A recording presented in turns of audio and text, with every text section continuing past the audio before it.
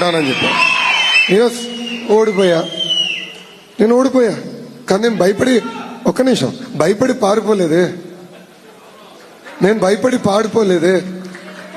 జగన్ లాగా కంచుకోటలో నుంచుని గెలిచిన తర్వాత కాళ్ళు ఎగరేసుకునే బ్యాచ్ నేను కాదు బ్రదర్.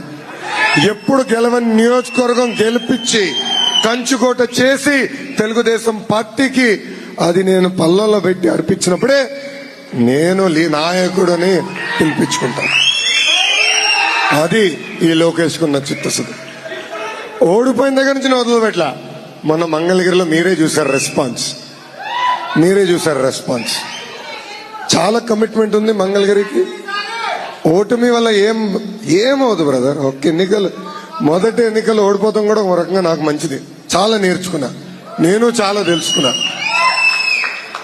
నన్ను బాగా తయారు చేసింది ఈరోజు, నాలో కసి పెంచింది ఈరోజు.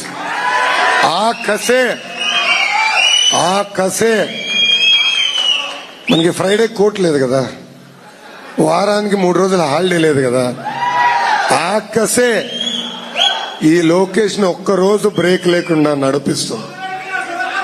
కార్యకర్తలు కూడా చెప్తున్నాం, రేపు మన అధికారంలోకి వచ్చిన తర్వాత కూడా నిరంతరం మీకు అందుబాటులో ఉంటాడు ఈ లోకేష్. ఇక్కడున్న చాలా మందికి తెలుసు, రాత్రి మెసేజ్ పెట్టిన అర్ధరాత్రి అయినా నేను రిప్లైలు కొడతా. ఇమ్మీడియట్ గా ఇష్యూ ఉంటే నేను స్పందిస్తా.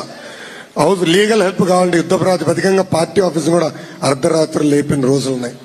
అలానే మీకు అండగా నిలబడతా.